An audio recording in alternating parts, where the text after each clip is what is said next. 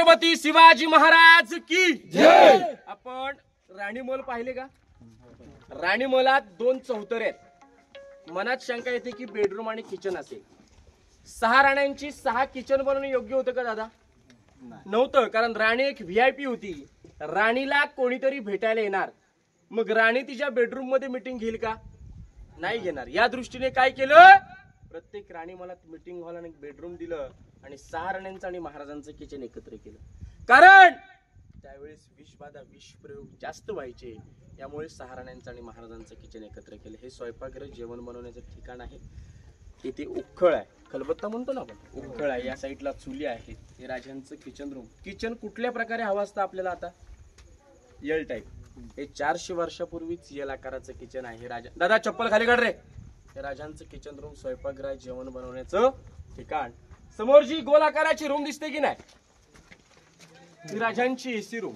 एकावर एक 5 मजली होती. राजे 5व्या मजल्यावर उभे राहिले. 8 किल्ले दिसायचे. राजगड, तोरणा, लिंगाणा, प्रतापगड, महाबळेश्वर, सोनगड, चांबारगड, मकरंदगड, मानगड असं 8 किल्ल्यांचं दर्शन व्हायचं.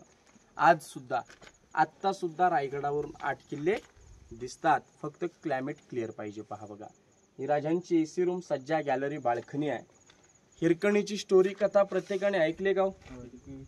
आज ऐकायची का प्रत्येक? ऐकायची म्हटलं तर 2 मिनिटं नजरेसमोर शिवचरित्र उभं करा. शिवचरित्र करून त्या शिवचरित्र सोबत आपल्या आईला सुद्धा उभं करायचं.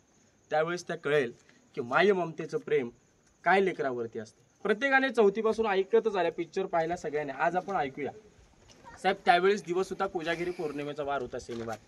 तुम्ही पायी आलात, तुम्ही रोफेने आलात ना, रोफेने आलात तो कडा बुरुज पश्चिमेला. तुम्ही हिरकणी बुरुजाला हात सुद्धा लावून आलात. येताना 400 मीटर प्लेन भाग लागला, हा तो हिरकणी बुरुज आहे. त्याच्या खाली सुद्धा उभं राहायला भीती वाटते, वरून दगड बिगडेल असं वाटतंय की नाही.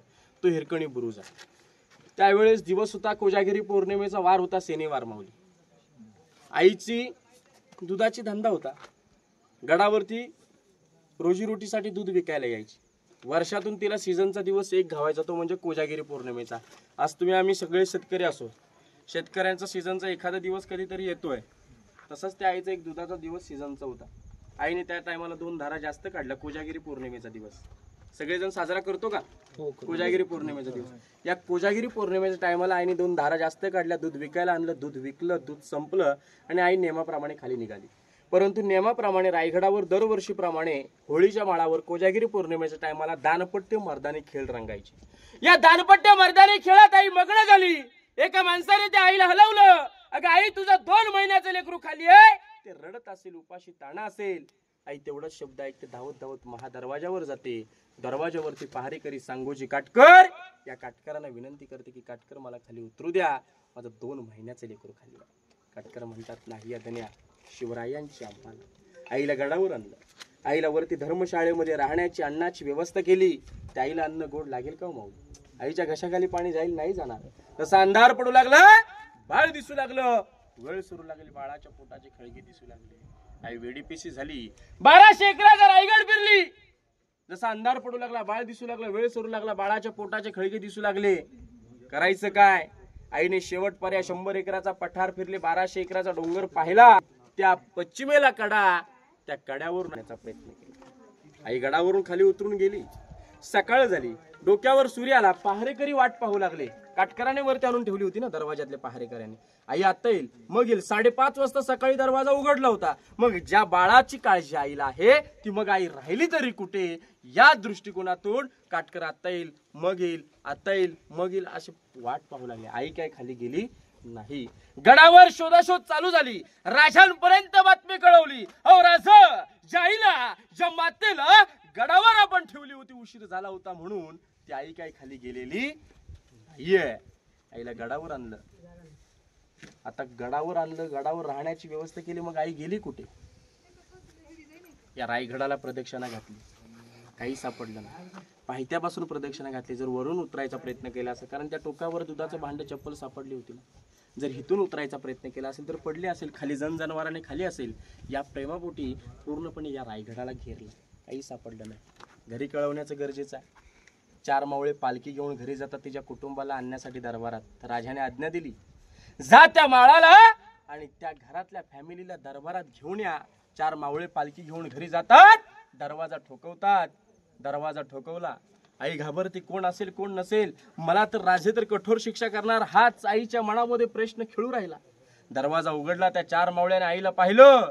ते 4 पावळे 4 पावलं मागे सरतात, ते मान खाली घालतात. त्या आईला म्हणतात की आई, तू राजाने तुला दरबारात बोलवलं.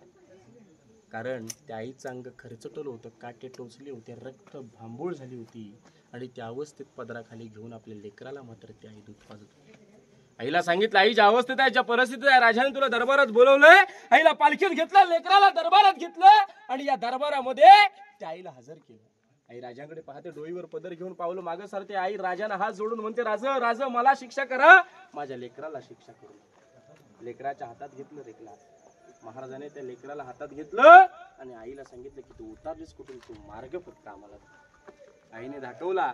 आईला राजा म्हणतात, आई आता आम्हाला इथून पुन्हा एकदा उतरून दाखव. नाही राजा. त्यावेळेस माझ्या डोळ्यासमोर माझं मला बाळ दिसत होतं, आता मला खाली दरी दिसतीये. त्या बाळाच्या, त्या वाघाच्या पाटणीवर त्या हात ठेवून राजे काय म्हणतात, अरे वा भादरा वा, या वाघिणीचा दूध पी, लवकर मोठावा आणि स्वराज्यात सामीलो. राजाने त्या लेकराला पदवी दिली, नाव दिलं झुंजार राव म्हणून. पहा बघा, आईची खणानारला ओटी भरली आणि वाजत गाजत गावामध्ये मिरवणूक पोचवली. गावाचं नाव दिलं हिरकणी वाडी. म्हणून आज मराठी माणूस छाती ठोकून म्हणतोय की आईच्या दुधाचे उपकार कधी ना कुणाला भेटणार. आईच्या दुधाचे उपकार कधी ना कुणाला भेटणार. आईने दाखवून काय दिलं, एखादी स्त्री गडावरून खाली उतरू शकते तर शत्रू अलगत वरती येऊ शकतो. म्हणून सांगितलं जातं, म्हणून म्हटलं जातं, घासल्या विना धार नाही तलवारीच्या पातेला.